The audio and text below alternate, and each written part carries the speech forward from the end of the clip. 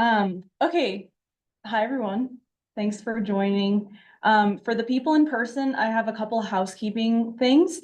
So we have a water fountain right outside in the hall, and then the bathrooms are down the hall if you take a left out of here, and then another left at the end of the hall. Those are where the restrooms are.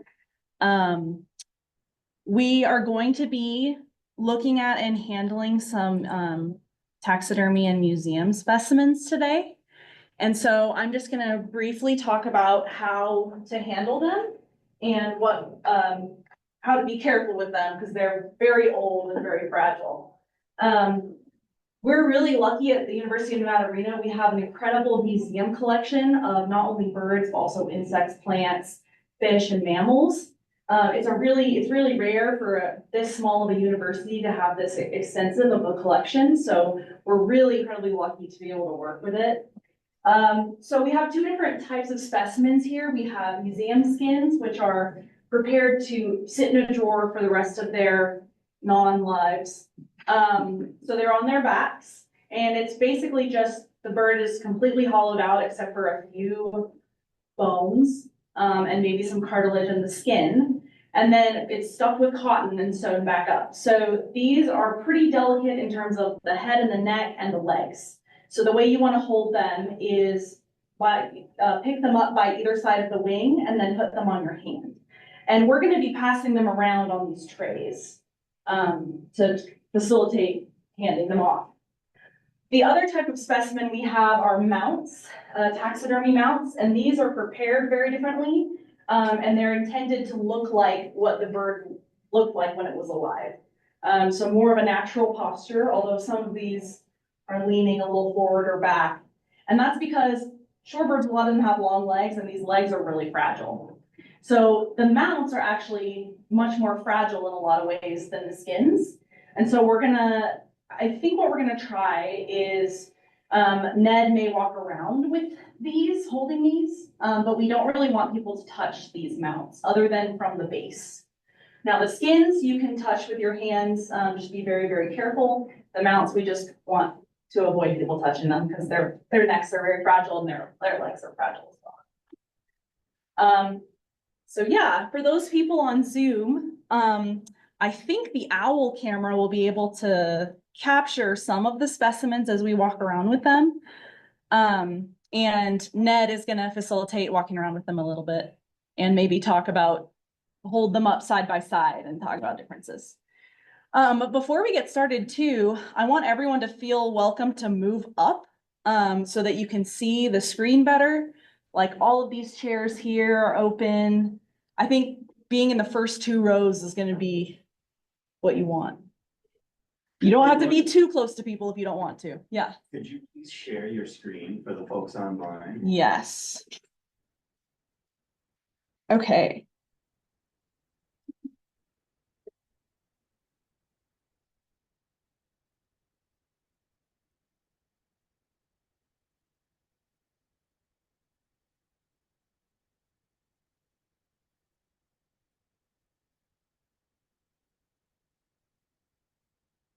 How does that look? Looks good. Thanks. All right.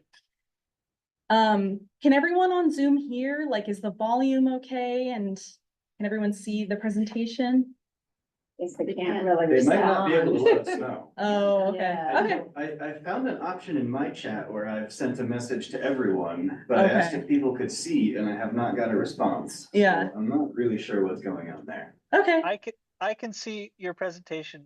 It looks great. Okay. Thanks, Max. Thank you. Okay, so I'll go ahead and get started. My name is Lauren Whitenack, and I am with the Lahontan Audubon Society. I'm a volunteer. I'm also a graduate student at the University of Nevada, Reno, where I'm studying birds. I'm studying mountain chickadees specifically, not shorebirds, but shorebirds are awesome as well.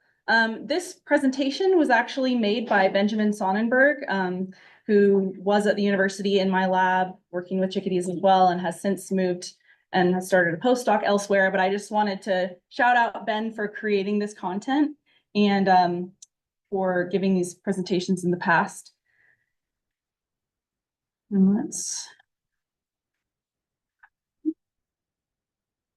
I'm going to advance. Oh, there we go. Okay. So I guess we had some similar thoughts in using this recent report that came out. So I'm not going to talk about it too much, but I'll show the really cute birds bobbing up and down. Ben took this video on the Delaware Bay.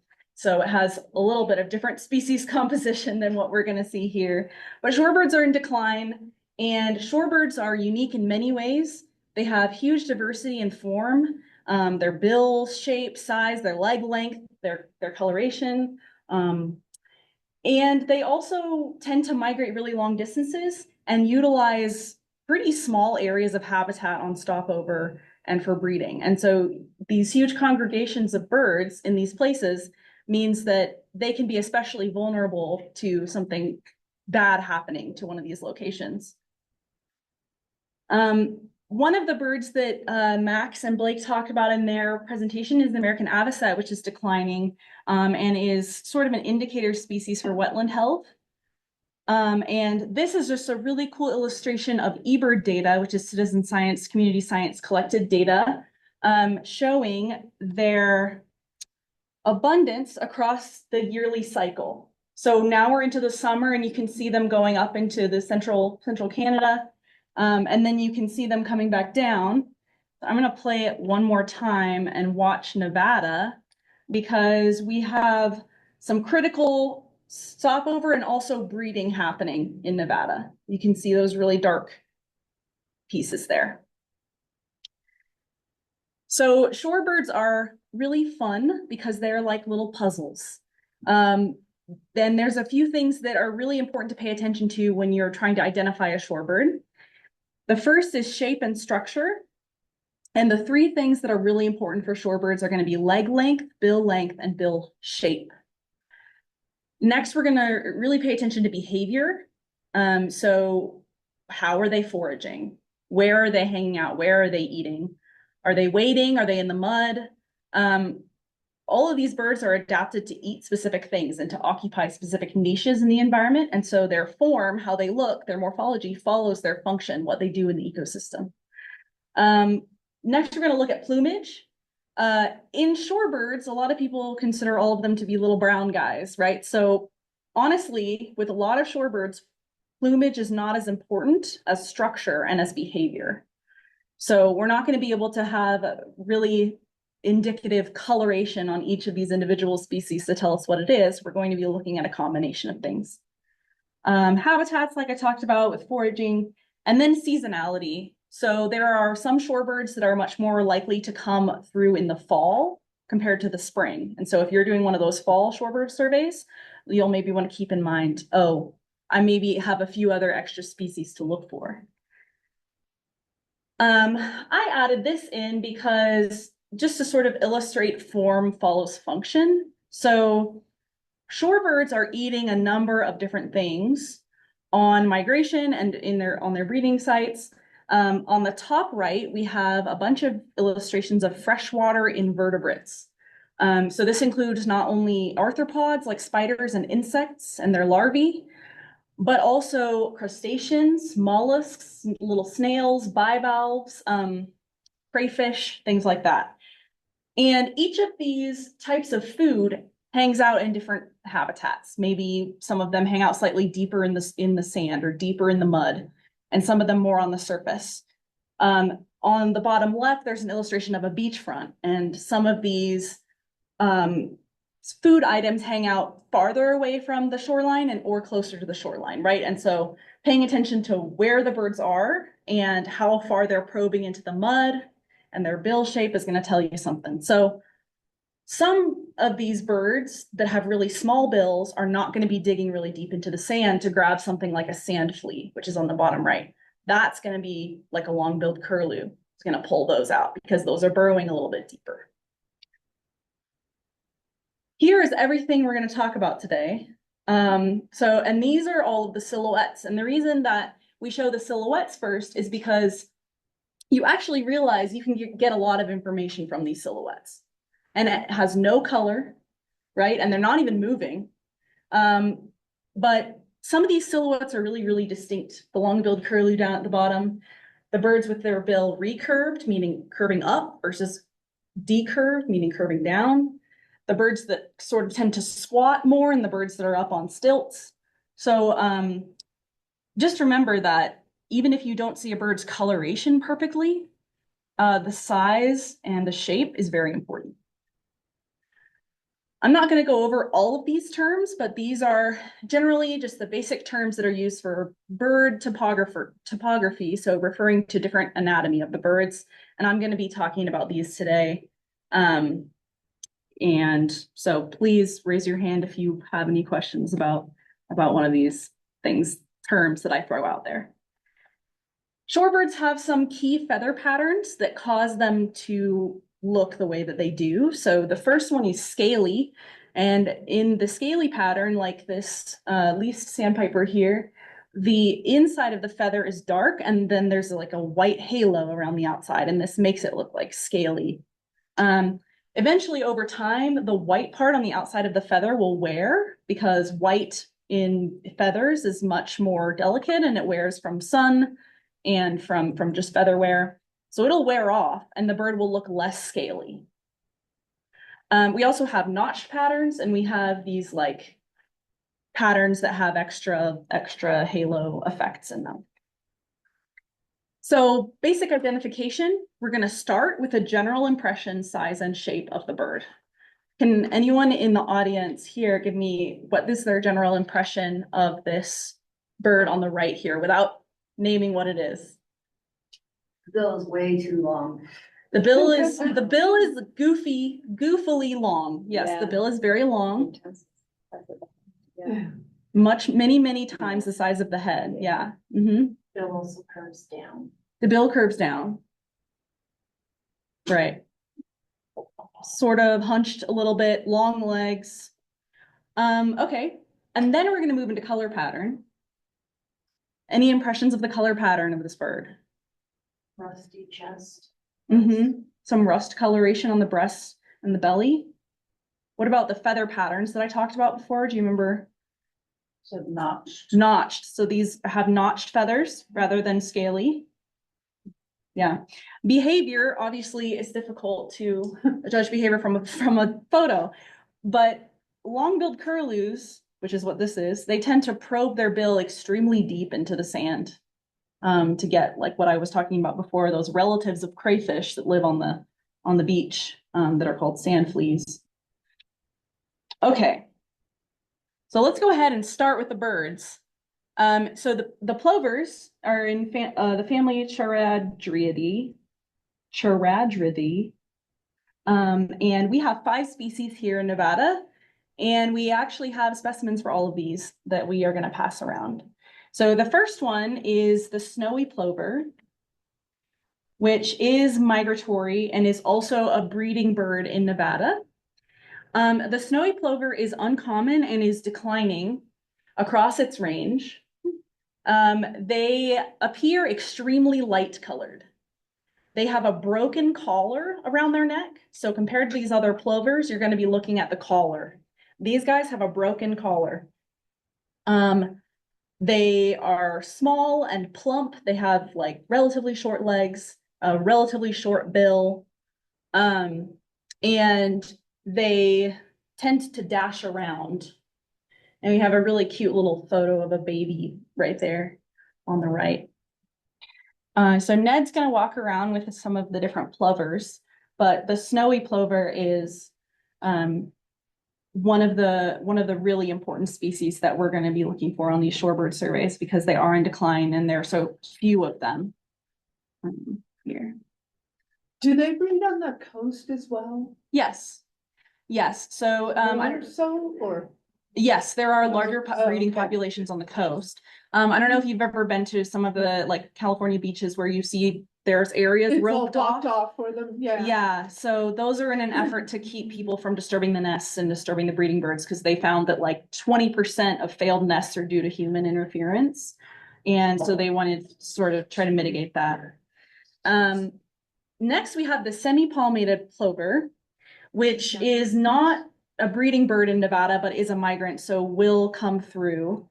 They have a large round head as well, really similar shape to the snowy plover, but they have a full black collar as a breeding bird. And they have a black forehead. And they have just this really tiny little bill. So remember, the snowy plover has a broken collar, and these guys have one complete black collar. And you can see that really well on the specimens we're passing around. These are about the same size as a snowy plover, so they're both going to be smaller than a killdeer. So the next species that we have is a killdeer, and hopefully everyone knows these guys. They're the most common plover species that's found in urban areas or suburban areas. They seem to be a little bit less sensitive to human disturbance. They have two big black collars. So we go from having an incomplete collar to having one collar to having two complete collars on the killdeer. And the killdeer is decently larger than the other two species of plovers that we've already talked about. And killdeer are also residents here, so that they'll stay year round. And they have some unique behaviors, including their broken wing display.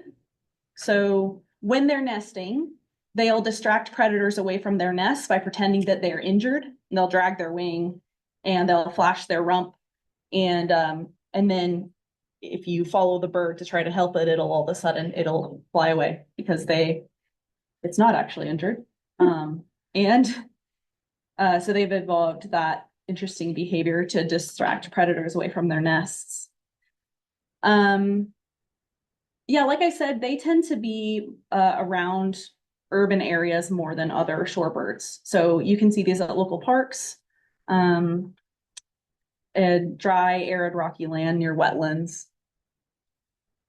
And our final, no, not our final plover, but our final common, more common plover is the black-bellied plover, which is the largest one that we're going to talk about today. And we have a breeding specimen that we're passing around here. So the breeding bird is on the left with this black belly, black on the face, and then sort of mottled back. They have long wings and long tail. And when they fly, they have black armpits. And that's because they have these feathers under their wings called axillary feathers, and they're black. So they have a little flash of black armpits when they fly.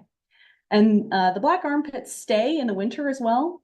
But all of that black on the belly and the breast disappears in the winter. So in the winter, they're going to be looking more like on the right. And it's very possible during migration that you can see them looking like a combination of somewhere in between these two because they're molting. They're going to be mostly on the mudflats and wetlands. They are not going to be breeding here. They're only going to be stopping over on migration. Do they mostly stop in the fall or? They'll be more likely to stop in the fall. Has anyone seen one in the spring here? Black-bellied plover? Yeah. So they're here. They just are maybe not as easy to find. And the final bird we have is the mountain plover, which I'm not gonna go super into because they're very, very uncommon here. They are declining across their range. They tend to be in the center of the country. So there's big populations in Montana and Colorado. But this is a rather plain looking plover. Tends to be out on the prairies. And it's just a sandy brown bird with a really large eye. I mean, all these plovers have really large eyes. And they are sort of in like the open dry tablelands out in the middle of the country. Okay, we're going to move on to peeps. Peeps are in the family Scolopacidae and in the genus Calidris, and they're all really closely related to each other, and they're all brown. Yeah, I have Marissa. a question, like, Sure. what is the difference between a plover and a peep?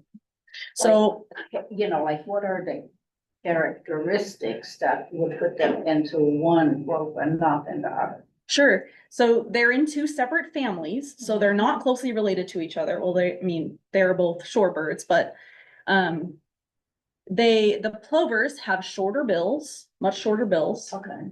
And sort of a large looking eye on a very round head. And they tend to be like very round body shape. The peeps have a longer bill. They can have like longer legs, they can stand upright or maybe be hunched over.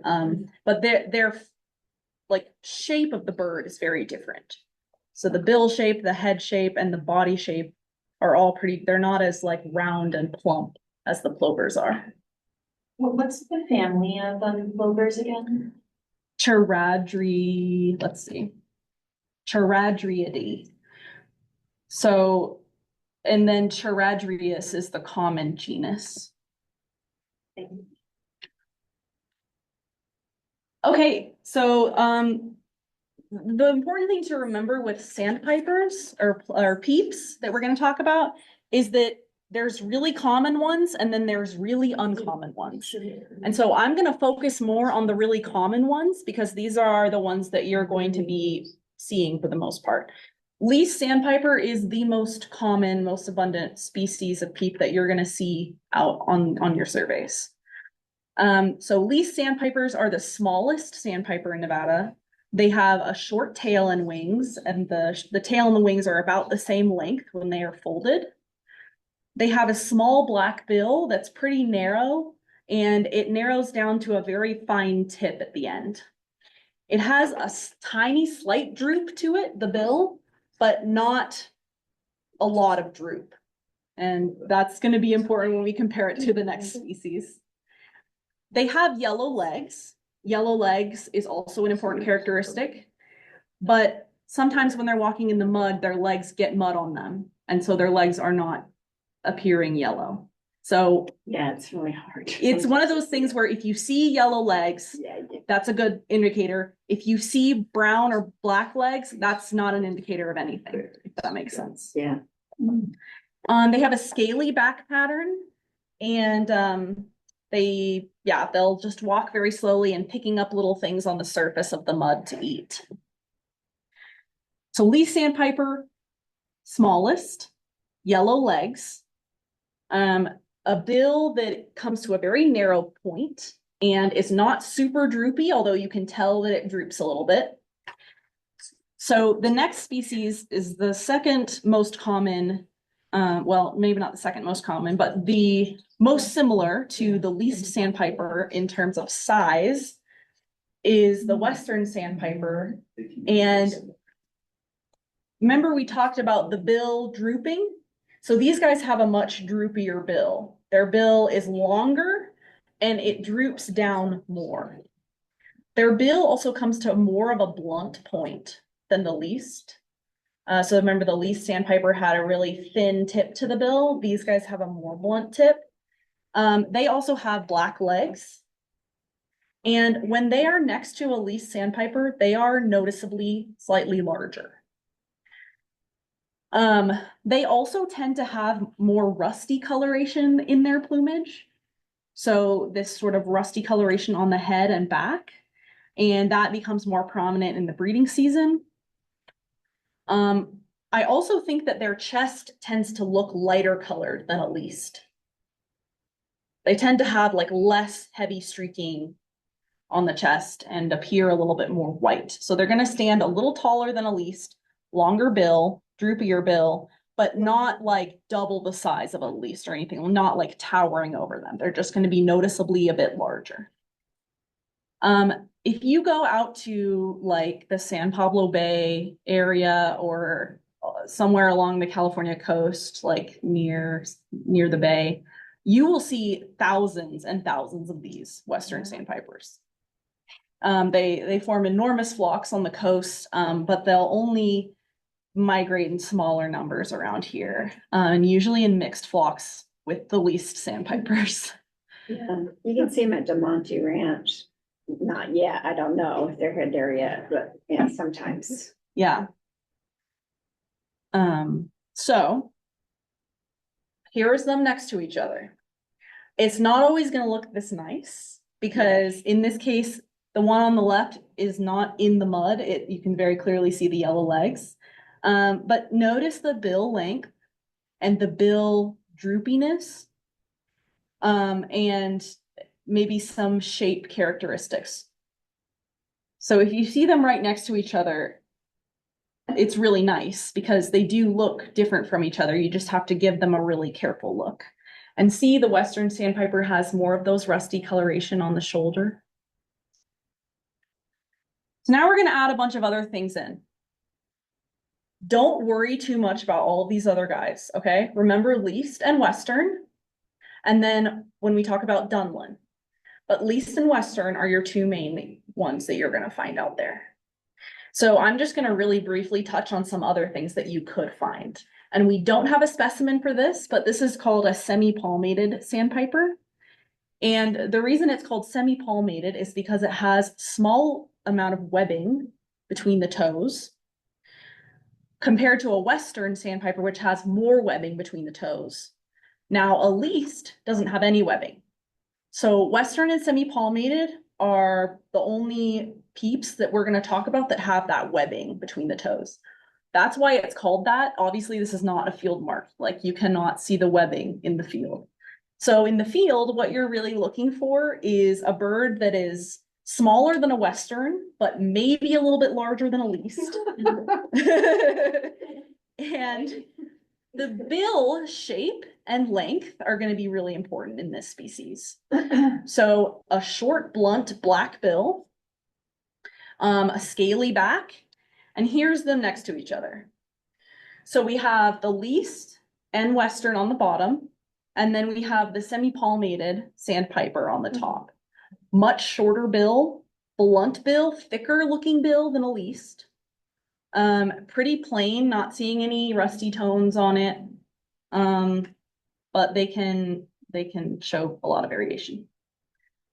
So don't worry too much about that guy.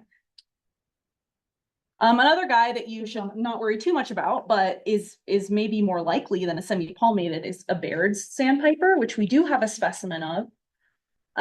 These guys are extremely long distance migrants. They migrate all the way from the south part of South America, the southern part of South America, all the way to the Arctic, and then breed within a week. And no one has any idea how they do that energetically because it's insane. But because they're such long distance migrants, they have extremely long wings compared to other peeps. So their wings extend past their tail when they're folded. So that's a really good mark. They have like a tan wash to them. They stand up more horizontal. They are going to be noticeably larger than all of the three we just talked about. So, you know, we're sort of moving up in size. They're only really going to be here in the fall. So don't worry about them in the spring. Are they here, but they're kind of rare in the fall, or? Yes. Did you mention the back pattern? Sorry. No, I That's did not. important. Yeah, so the back pattern is that really nice scaly The pattern, scaly. like very obvious scaly pattern,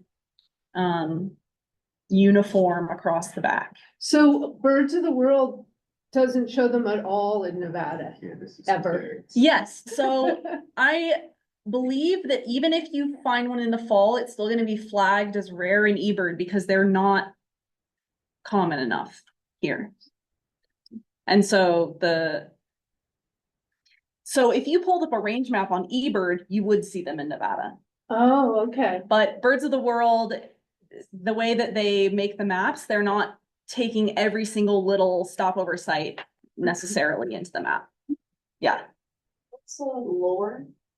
Oh, yeah. So a lure is the little spot between the eye and the bill. So in the Bairds, they have this little like white spot. It's more obvious, maybe on the bottom photo, but a little like white spot near, in the lower region. All right, moving on. Dunlin, more common than the Bairds and the semi-palmated. So maybe these are a little more important to pay attention to. These are large peeps. They are larger than any of the other birds we've talked about. They are sort of round, like a little bit rounder, with a really long bill, long decurved bill. So almost like a giant Western sandpiper, but they're much bigger and they have a black belly when they're in breeding plumage.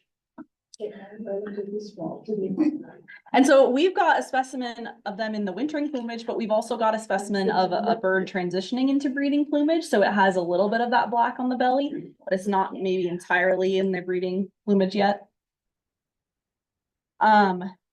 Short legs, but a very, very long decurved bill. They have rusty coloration on their back and head when they're in their breeding plumage. Again, if you go to the California coast, you'll see huge flocks of these. But here, you won't see large flocks. They're going to be mixed in with some of the other peeps. And they can be pretty abundant in Nevada in winter, or like on migration on the mud flats, if it's a good mud year. Okay, don't pay as much attention to this one, but this is a sanderling, and they're a very white colored peep in the winter, so they appear like very light. And these are the ones that you see running to and from the waves on the beach. So all those little peeps on the beach that run away from the waves and they run back towards the waves out on the coast, these are mostly sanderlings. They are larger than the small peeps, so they're larger than least and western. They're about the same size as a Dunlin, but they have a much shorter bill. And they have a really round head. In the breeding season, you can see on the bottom left, they gain a lot more color. So they become more like brown and rusty and white and black speckly. They have really interesting patterning to their back feathers where it has multiple colors in it, in each feather. They're uncommon for Nevada. They're seen every year at Pyramid Lake along the shore. Not breeding, but on migration. And yeah, I think that's all I need to say about that one. This is another one that may show up in the fall. Don't pay too much attention to it, but we do have a specimen. These are really common on the East Coast of North America, not as common here, but these are a larger peep that have like a golden sort of coloration to their chest. And they tend to stand up like taller. They're larger than Western and least and semi-palmated and all of those smaller guys. Their bill is bicolored, so the base of their bill is noticeably lighter than the tip. They have a white belly and really contrasty golden coloration to their neck and chest. Is there a neck noticeably longer? Is it just this? They tend to like stick their neck out longer. I think their neck is noticeably longer for them, like most of the time. Okay. Yeah. You mentioned the contrast between. Yeah. You do. Yeah, like the white belly super contrasts to There he goes. the golden and streaky coloration on the neck and breast. Whereas some other peeps, like it's Right. less of a stark transition. Yeah, exactly. Hard line. Yeah. So fall only. Yeah. Bairds and this fall only, right? Weirdos and rarities. I think Ben puts the rough in here because we have a specimen. Can you pull that one over there? Roughs do show up like once in a while. Wow. In Nevada, but usually the ones that we find are females or not breeding males. They don't look like that. Yeah. Summer. I Yeah. know, that'd be something to see. It looks Oh, like wow. they found something in their grandmother's closet and put it on, some crazy feather boa situation. His ears too. Yeah, it's like it. Yeah, so that's a wild one. We also have turnstones that may show up. That's a ruddy turnstone. There are also black turnstones. On the bottom left, we have a red knot. That's just a red knot that's in winter Why did plumage. you call it that? Well, it might be, They're like a reddish, well, they are reddish color in their breeding plumage. They're very rusty red color. And then this is a stilt sandpiper, which we also, I think, have a specimen for, but very rare. Mm. So just long bill, stands up very tall, yellow legs, pretty large. Again, don't worry too much. Okay, does anyone remember the three that you really need to know? Western, Yes, Least. yes, Dunlin. Western least Dunlin. Don't worry about anything else. I saw last year a solitary sandpiper. Yeah, we'll go over that in a second. Oh, okay. Yeah. That's actually next. That's literally the Oh. next one. Different genus than the. So sandpipers, the peeps that we were just talking about, they're in a different family than plovers. Yeah. This is and the genus, the most common genus is Calidris, the peeps. Those are the teeny tiny little sandpipers. This is maybe like somewhat of a misnomer because this is well, I guess it's still a sandpiper though. So, but it's in a different It's in that genus. same That's family. So this is in the yellow legs genus. So they're all really closely related to each other. I know. Because none of the peeps have yellow legs, right? The least does. Yeah. Yeah, exactly. Yellow legs tend to have really long legs, except for some of them. So the solitary sandpiper has the least long legs of the yellow legs. Yes. They have like a yellowish green legs. Yeah. They are the smallest and the most compact of this genus. Round head, they have a prominent white eye ring. They have a speckly back. They sort of are mostly found, especially on migration, along small ponds, like wetlands. They're usually hanging out by themselves. And they actually breed in trees. So they nest in trees, in forested areas, in the boreal forest. And so people didn't know for a really long time what these birds did when they bred, because they are a weird shorebird that breeds in the forest. And that's spring and fall So for here. yeah, so we're gonna get them on migration. Mhm. And then we've got the two actual yellow legs, the ones that are called yellow legs. We have like the lesser yellow legs and the greater. And Ned's coming around with the specimens. The specimens are really nice. Actually, I'm gonna grab the ones that are skins. Maybe just show the people, maybe people on Zoom can see. But we have a lesser yellow legs here and a greater yellow legs here. And the bill length compared to the head size is a really important feature. When they're next to each other, there's a noticeable difference in size. But when they're not next to each other, you have to rely more on the ratio or the size of the bill compared to the head. So it's sort of like a downy versus hairy woodpecker situation. Doesn't one of them have like a slight like curve on their bill too? I don't remember which one it is, but I posted a greater yellow legs on INAP once and I misidentified it and someone mentioned the curve on the bill. I think, well, so they both have a tiny little curve at the end. Maybe the greater yellow legs has a slightly more. I'm not sure. I haven't heard about that, that character. But basically lesser yellow legs, greater yellow legs, you're looking at the ratio of the bill size compared to the bill head. I mean, compared to the head. Otherwise, it's a bird with a white belly and it's sort of grayish brown speckling. Do you wanna? Yes. Yellow legs, except when they're muddy. Yeah. Luckily, these guys have much longer legs, so you can usually see a little bit of yellow. The greater yellow leg is much more common. So when in doubt, it's a greater yellow legs, but give it an extra look because right now there's a couple lesser yellow legs in the area. Yeah. They're just much less common. And as with a lot of these species, I'm not talking about vocalizations today, but vocalizations can be a really good way to distinguish between really similar looking species.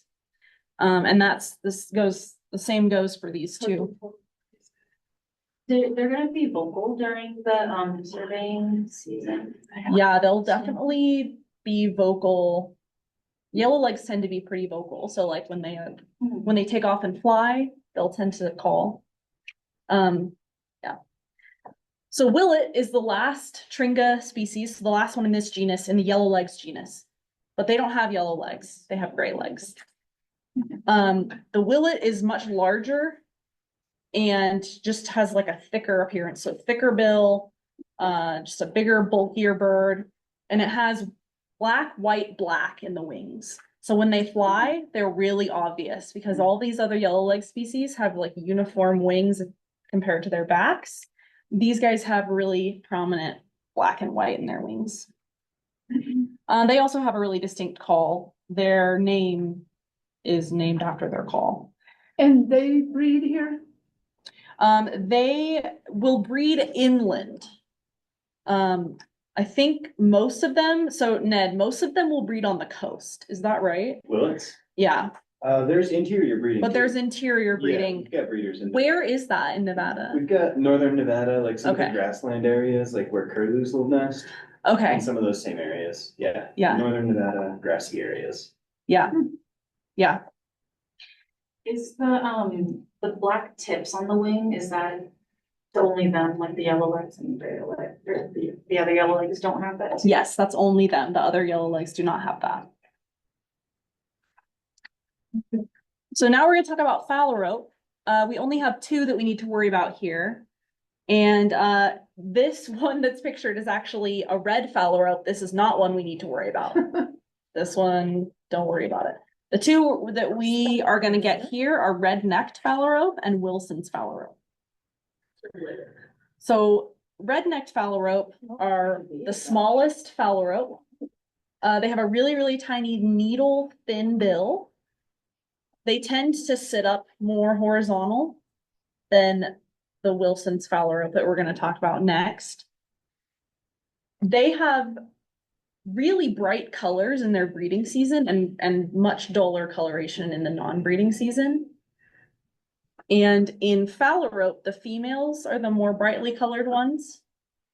And the males are slightly duller colored. So you can see on the top left why they call it a red-necked phalarope. It's got red up the neck and on maybe a little on the collar, a little bit of a white cheek, and then a grayish head, some rusty coloration in the back. And then in the non-breeding season, which a lot of them when they're migrating through are going to look like that. You're going to see a black patch over the eye. They do not breed here.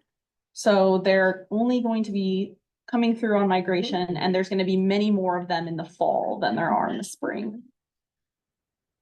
They tend to swim out in the water and they peck, they like pick little insects off of the top of the water and they spin around in circles and they pick little things off the water. So that's a distinct behavior for these guys. And they also will form large flocks. And they'll turn very rapidly on the water and the whole flock will turn together. Other sandpipers do that as well. But. Is the eyeshadow like distinct? Like, is that? Yeah, so this one has a really nice dark patch over the eye. Yeah. That's pretty distinct from, this guy has a dark patch over the eye too, but this one does not have as dark of a patch in the non-breeding plumage. Yeah, breeding plumage versus non-breeding plumage. So most of the ones we're gonna see are gonna look like this guy down here. They're gonna have a black patch over the eye. The Wilson's phalarope are gonna be larger. They have, in their breeding plumage, they have sort of a salmon colored neck and chest, a big black line through the eye and all the way down the neck, and then a really pale gray cap. They tend to be leaning more forward rather than being more upright, like a red-necked phalarope. They will tend to forage more on the mudflats. But they'll also swim around in the water. These do breed in Nevada. So they're an inland Nevada breeder. They're gonna breed on the mudflats. And in the prairie pothole region. So you can see there's a really big size difference Yeah. between them. And there's a big size difference between this one and those. Yeah, so that, Females. Okay. mhm. Yeah, so the female's Or larger, bigger. right? Okay. I don't actually- 100% sure. Yeah. Well, it looks like it from this. Is that one labeled a female?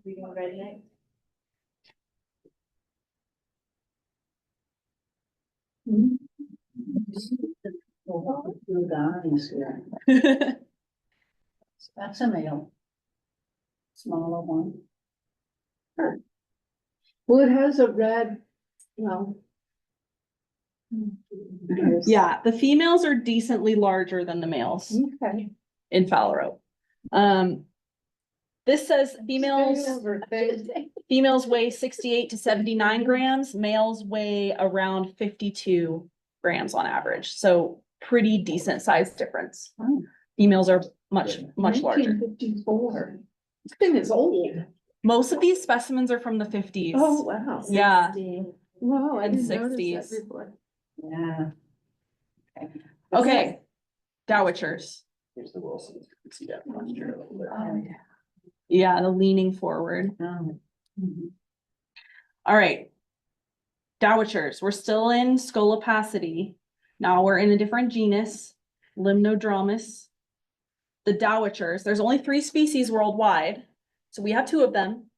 The other one is in Asia.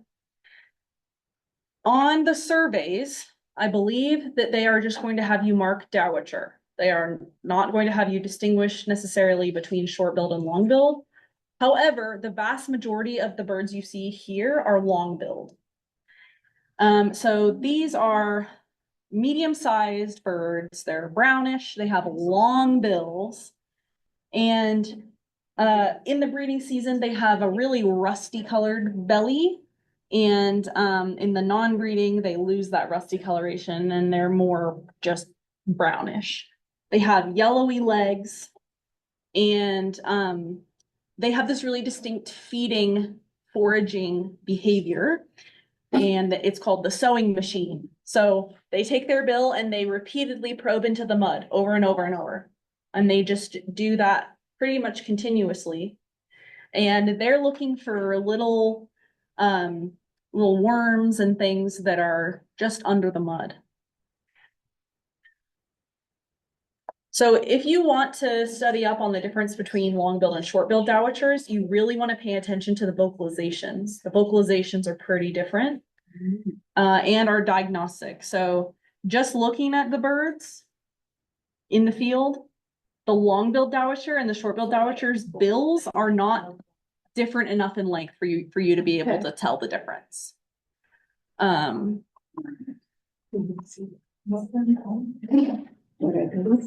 It says a long bill and a short bill down. So another small thing that you can look for only in the fall is that short-billed dowitcher juveniles have what's called tiger tertials, which are these feathers right here that have patterning to them. Whereas a juvenile long-billed dowitcher does not have that patterning in those tertials. It's a very, subtle characteristic and it's pretty hard to find. But if you do find this in the fall, you can be pretty confident. You can be confident that this is a short-billed dowitcher, a juvenile, so one that was hatched that year. Did you find what? What was it? Oh, the tiger stripe. So these tiger tertials, yeah. Okay, so now we're on to the Wilson snipe. So this is not a yellow legs. These are now we're into the sort of outcasts. So the Wilson snipe is sort of a plump hen-like bird with short legs and a long bill. They are pretty similar looking to a woodcock, if anyone's familiar with the woodcocks from the East Coast. There's many species of snipe around the world and they all look pretty similar. The snipe compared to the yellowlegs, because they are about the same size and they have really long bills and short legs. What you're looking for in the snipe is those 3 lines down the back. So snipe have 3 white or yellowish colored lines down their back. The Wilson snipe has a larger head and it has a bulkier body. Their genus name, Gallinago, actually means like chicken-like or hen-like because they're more plump and have sort of like that plump look about them like a chicken. They have really distinct patterning on the face. So they have that brown line through the eye. They have like a little white eyebrow. And they breed here in Nevada. So they're found year-round in wetland areas here, but they're really sneaky. So you have to get kind of lucky to see them or flush them. Didn't see them. At Demonte Ranch. Actually, right in my little wetlands where I live, but I actually saw one at Whiten Slough. We just saw one when we did a field trip sometimes. Yeah. Okay, so now we have the spotted sandpiper. And the spotted sandpiper is going to be, we're going to see them on both the fall and the winter migration. And they breed here as well. In the breeding season, they have an orange bill with a little black tip, and they have a spotted breast. So we have a specimen that's the breeding plumage. You can see like the speckling on the breast there. So this sandpiper is yet another genus. Mm-hmm. Where'd the sandpiper thing come from? For all of them, that's It's really the confusing. family. It's the family Scolopacidae. Oh, but It's like Yeah. not all of them sandpiper are is called just a sandpiper. term that's sort of loosely used for a shorebird, a small shorebird, I would say. I think that would It be crosses genuses. I think it would be appropriate to rename. Yeah. You're already renaming. Or put them on the same genus. Yeah, one or the other. Well, a lot of it is from early ornithology, when we didn't have a good grasp of the genetic relationships Yeah. between all these things. So we called them sandpipers because they all looked like sandpipers. We learned how they're actually related and we had to come up with new relationships. Yeah.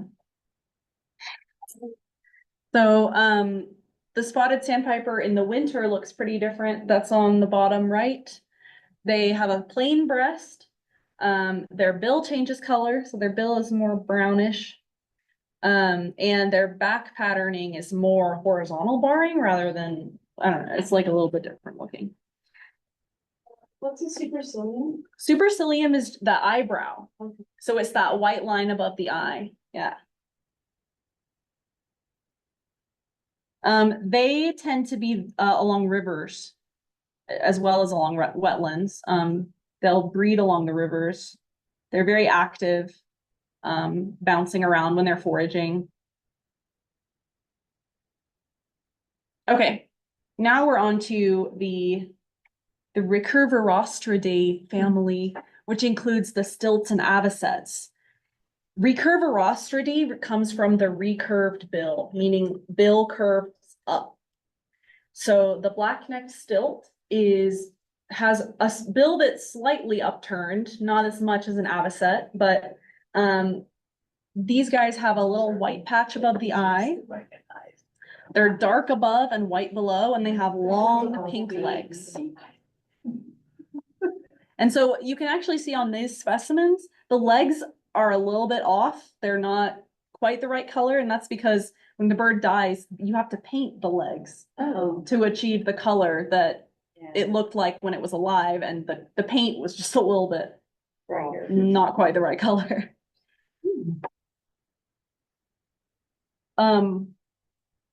So they're pretty hard to like mistake for anything else. I love how Ben wrote obnoxious and loud. They are pretty loud. I don't know about obnoxious. It depends on your your opinion. I mean, if I looked like that, that would kind of show off. Yeah. That's so beautiful.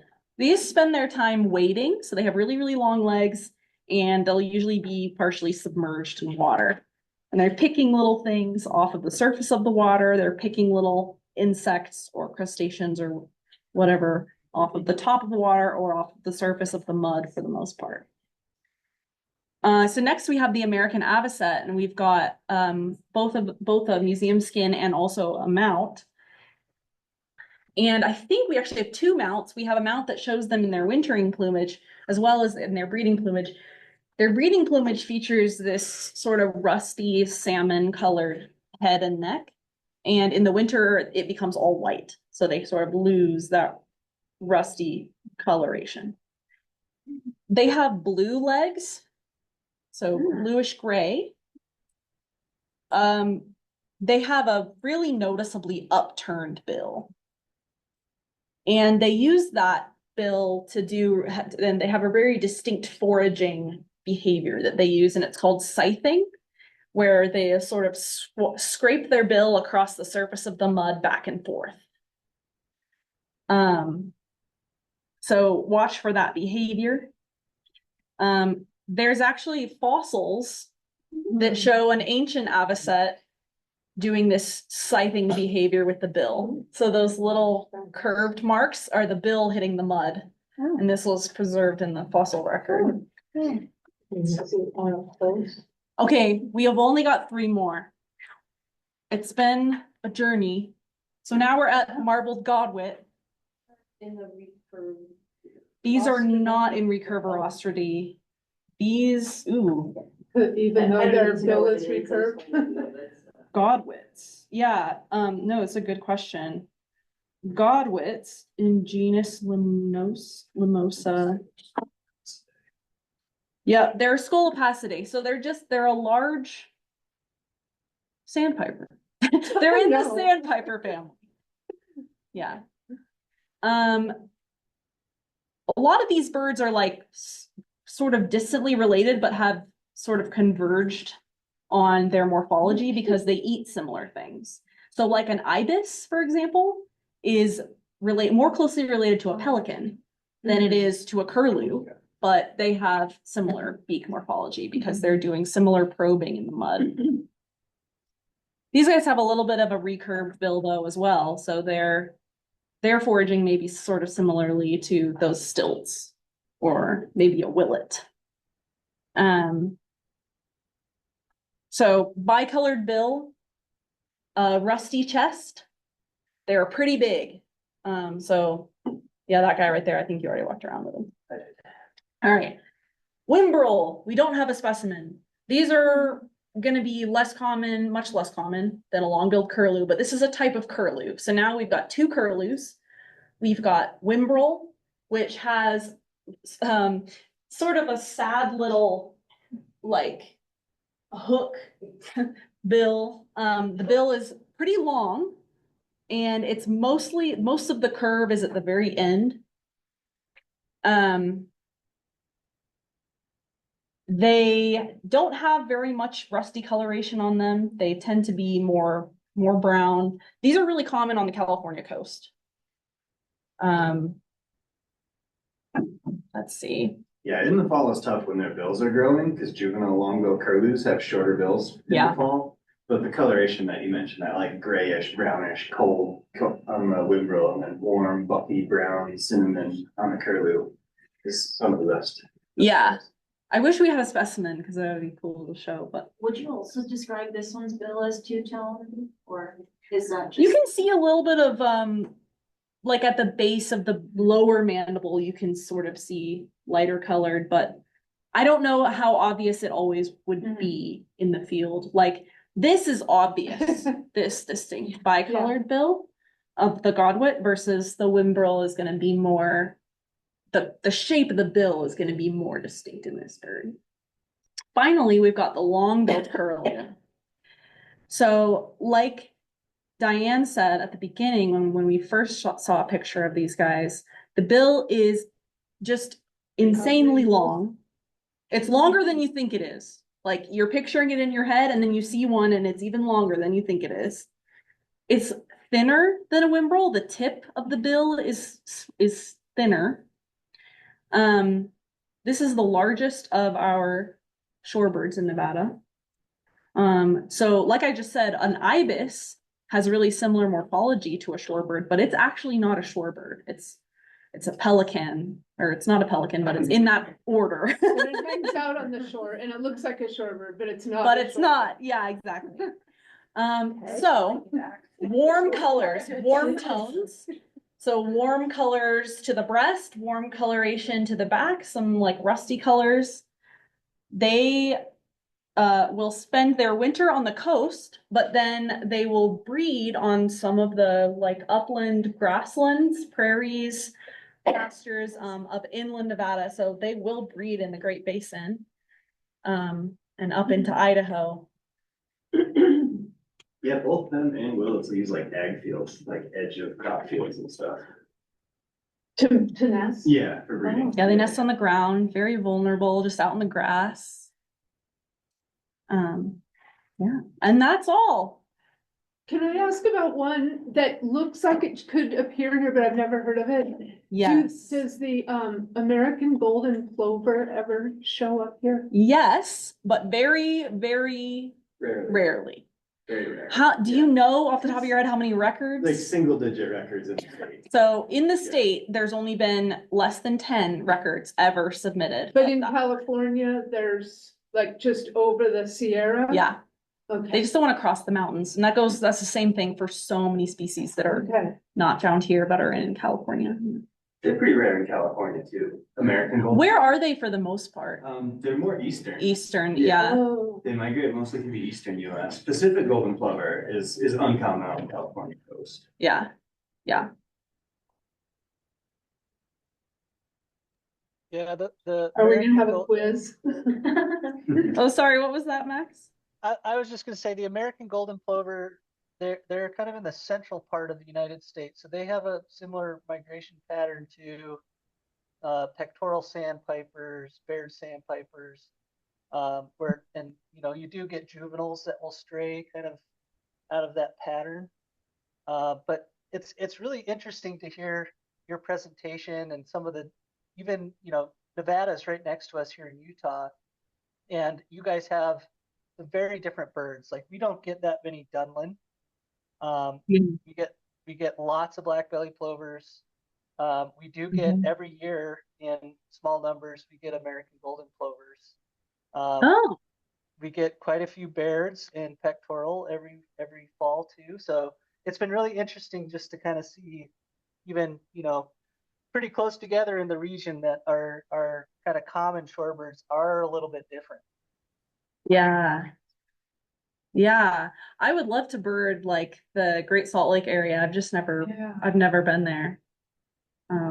We also Really get exact 10 records for American golden Oh, plover. wow. Okay, so Ned don't- said there's it's 10 too records of hard. American golden plover in Exactly Nevada. 10 records. Exactly. that's crazy. I probably saw 10 at Great Salt Lake last year alone.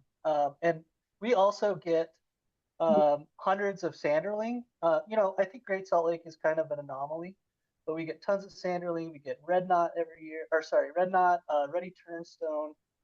Yeah. So yeah, it's just kind of interesting to see the difference. Red knots are awesome. We get maybe one every few years here, red knot. Yeah, we just put them back on the review list. Okay, Yeah, yeah. that's another one. I think 10-ish records for Nevada. I've seen 2 in Nevada. Yeah, Yeah. they were together, Wow. the ones I saw. Oh, really? Yeah. Still counts as 2. Well, I don't see any questions coming in online. If anyone has any, feel free to put them in the chat or the Q&A. Pictures. It's hard to remember them all.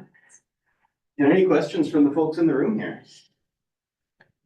What's a marsh poodle? What?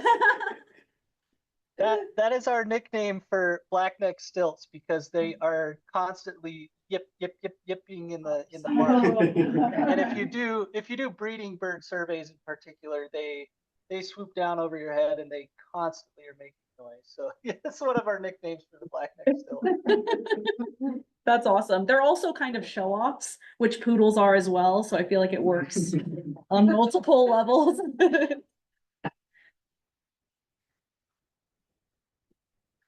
Well, if no one has any more questions, I think that's it for tonight.